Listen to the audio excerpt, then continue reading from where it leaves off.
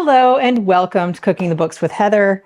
Today it's a rainy Sunday. I'm doing a little bit of food prep back here that is not associated with this particular recipe, but I'm also out of chicken stock, of homemade chicken stock.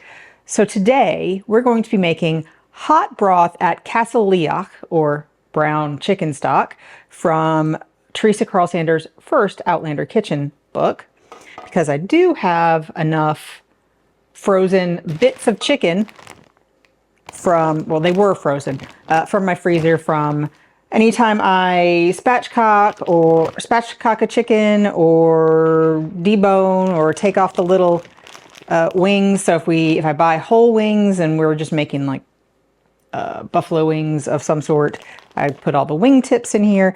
Now, she asks for them to be trimmed of skin and fat, but I'm not doing that. That's not what's going to happen in this house. And we're just going to put all of these into this container. And I'm going to put this in the trash. And I'm going to use this to kind of spread, just some tongs, to spread this out. I've got a few, looks like gizzards. Those are fine. You probably don't want to use livers. Definitely some backs from spatchcocking and lots of little wingtips, but this will all be fine. And we're just kind of trying to put this, some of it's still a little bit frozen. I don't even know what that is. Oh, that's a piece of a back, maybe. It kind of looks like part of a wing. Anyway, we're just kind of spreading this all out into a roasting pan. And this is going to go into the oven for about 20 minutes. This is part of the brown chicken stock. We're going to brown this. It's not going to be from raw bits. So I'm going to put this in the oven. And now we have about 20 minutes to prepare the rest of the bits that go into the pan for another bit of roasting before we cover it with broth, or cover it with water and actually make the broth. My onion might be a little yucky, but it's a little bit bigger than what I would call medium. And this is a very meat forward stock, so there aren't as many vegetables in as I might normally put, but really I usually just throw in whatever I have or whatever I think looks right at that time. But I'm going to cut up some celery, some carrot, and some onion chopped. She says, basically, there's knife skills section in the book, and so she says how to do it. Let's see, I think we're going to do a relatively rough chop. About 1/2-inch square pieces is what she says. I'm probably not going to go all that much effort, but I'm going to put all of it into this bowl because it's all going to go in at once. So I'm just going to take off any bits that kind of look yucky.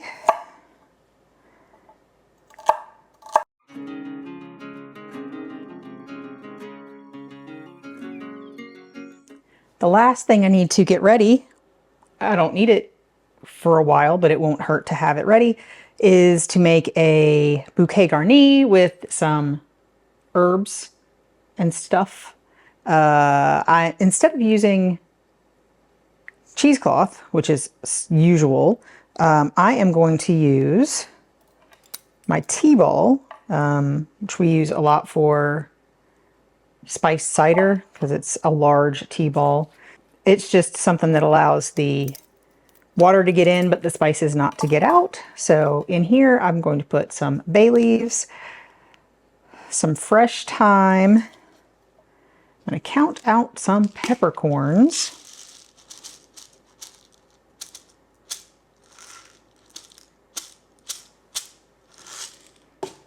I think that's one more than she calls for, but it'll be fine. And then I have some parsley that is kind of starting to, it's been in there for a while. It's fine, but I don't have the full sprigs. And so since she calls for sprigs, I'm just going to pick off as much as I think is relatively equivalent and stuff that in my tea bowl. I mean, you can put all of the stalks in there as well. It's fine. It's flavor and it's not going into the final product, but I think that is probably equivalent enough. And now I just have to get it closed, and hopefully without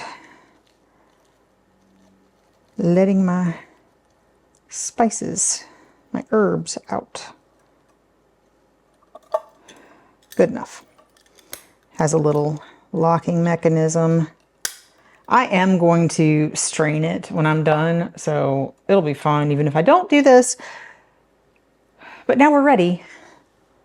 Took us about 10 minutes to do all of those things, and I'm usually, like I said, not quite as picky about things. So usually when I make stock, it doesn't even take that long. So there's one more ingredient I do need to go get and measure, so I will do that now. And chicken's been in the oven for 20 minutes, 400 degrees. Now it's time to add the vegetables. So I'm going to do that.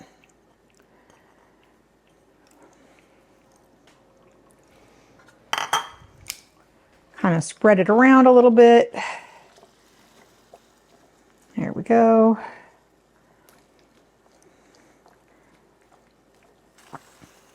Trying to get it kind of an even layer, because we do want this to brown for our brown chicken stock. But now there's one more ingredient that I told you about. Excuse me. This is tomato paste. I just used a tube, which I just remembered is double concentrated. So I should have used half as much, but I didn't. So if I don't get quite all of this on here, it's fine. But I'm going to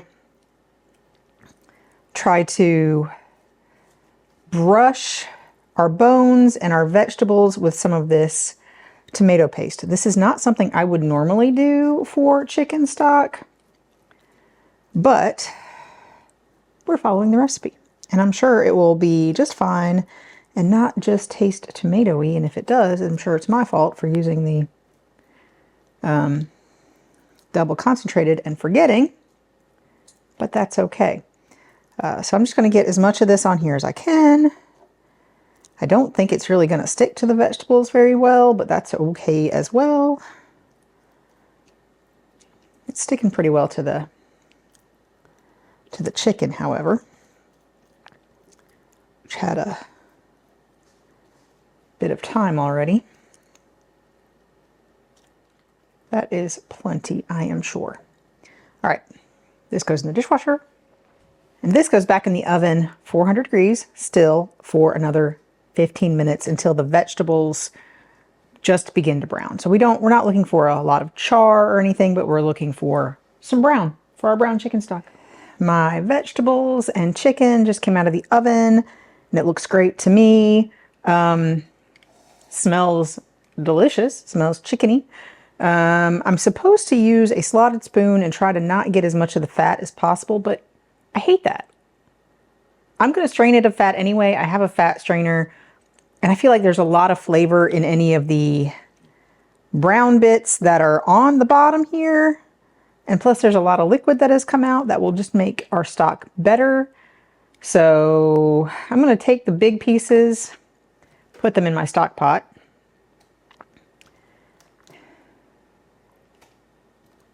So yes, I am slightly deviating from the recipe, but I already did by not taking as much skin and fat off as possible in the beginning. But now that it is pretty, all the big pieces are out, I'm going to get my other hot pad. This is hot. 400 degree oven and all. And I know you can't see this, but I'm just tipping it all out here in my hot pad, even though it is a hot pad and works pretty well usually, is getting a little warm, let's say. All right. This is done where it will not be a problem. So I'm going to kind of make this one layer because I haven't put away my big pan that I cooked pancakes on earlier. All right. So I'm going to go ahead and attach this to the side. It rarely ends up actually staying, but maybe I'm just not very good at it. I don't know. Good enough. And I'm going to cover this by at least 2 inches of water. So I'm going to start with the amount that she says, but she says more if necessary. Cold water.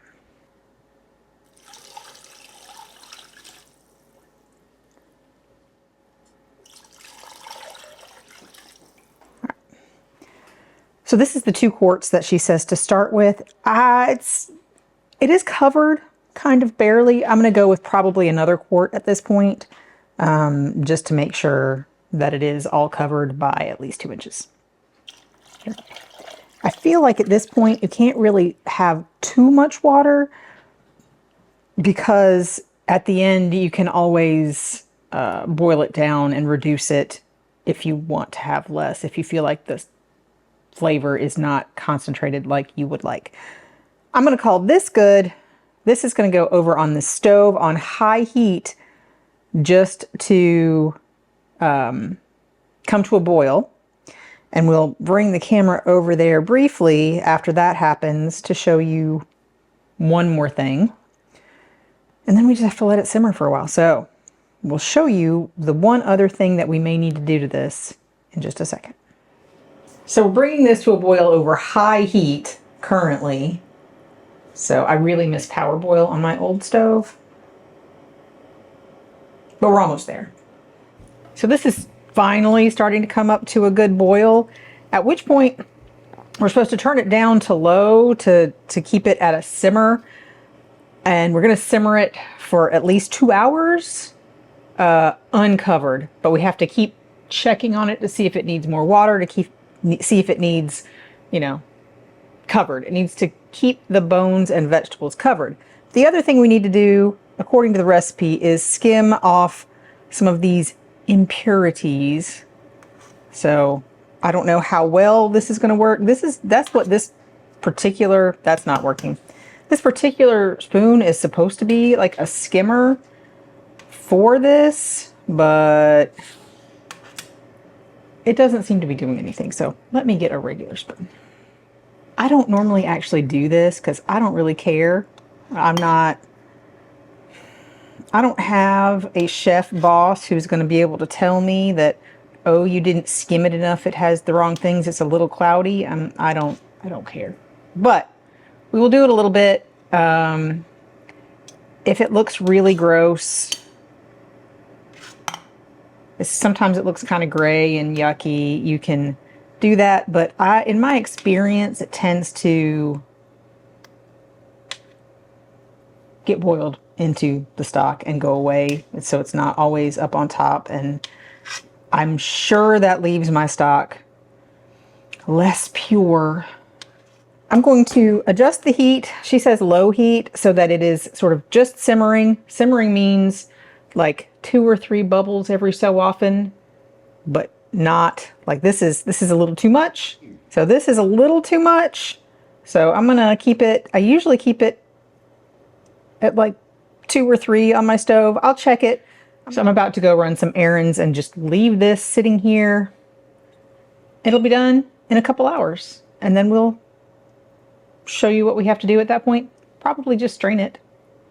Strain all the bits out, and we're left with the stock. So we'll show you what that looks like in a couple hours in just a minute. Okay, my broth, brown chicken stock, whatever you want to call it, has been simmering for 2 hours, a little over 2 hours, because we just weren't ready to film. So at 2 hours, I turned it way down to low, tried to keep it at a low simmer for all that time. Now it's time to strain it. I'm not going to do yet another thing she tells you to in this one. So in this recipe, she says to Strain it through a strainer lined with several layers of dampened cheesecloth or a clean cotton or linen dishcloth. I, however, don't care that it is super clear, and I never do that. But this is what I always do. So this is a fat separator strainer. I've shown you this before, but this is my first step strain. So you just ladle everything through here. And I'm going to spend some time doing that, and then I'll tell you when this is full what we do next. That is good for this. And now I need to let this sit briefly, just to let the fat rise to the top. I don't usually let it sit that long, but I will dump all of what I caught in this top strainer, which has got very large holes, into, I have a double layer of plastic bags with some paper towels in the bottom, just to kind of keep it from dripping all over my kitchen. That's why I do that. So I dump that in there, and you don't have to be like super meticulous about getting every little thing out of here, because we're going to use this several times. And you can see there's definitely more sediment because lots of that goes through this one. But then I put it through a more fine strainer into just a glass measuring cup.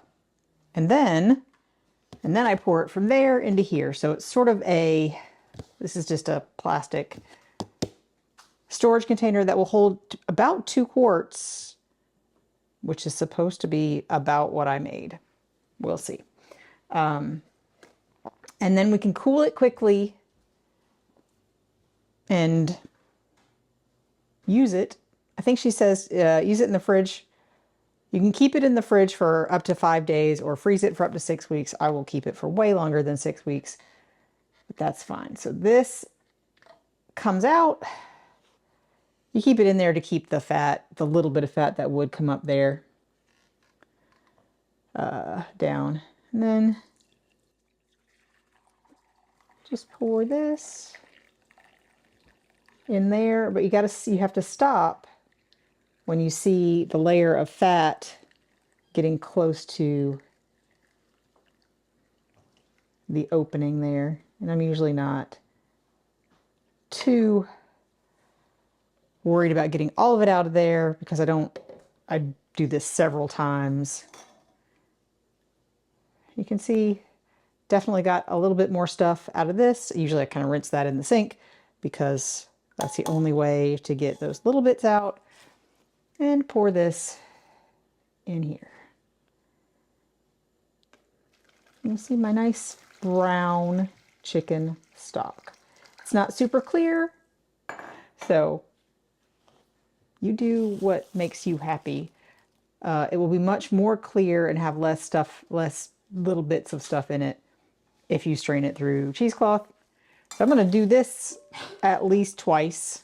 Oh, yeah, put that back in.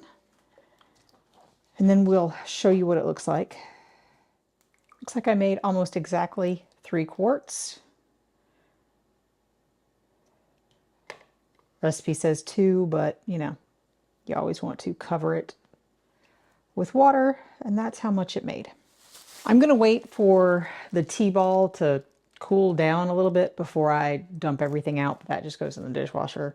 No big deal. So I'm going to put this over there with the pan. Let the pan cool just a little bit before I get all the bits out and wash it. And then I can tie this up and it can go in the trash, and it will smell pretty bad by the next day if you don't tie it up.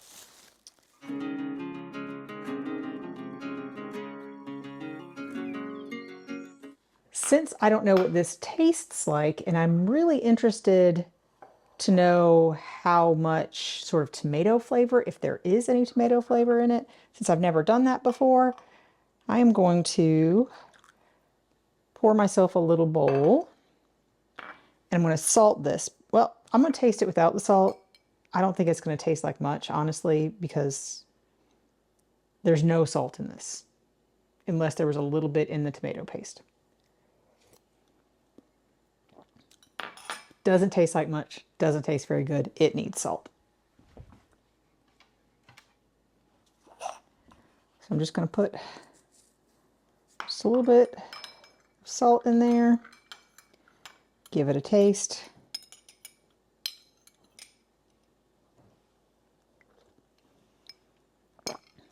That's a lot better. A little bit more salt.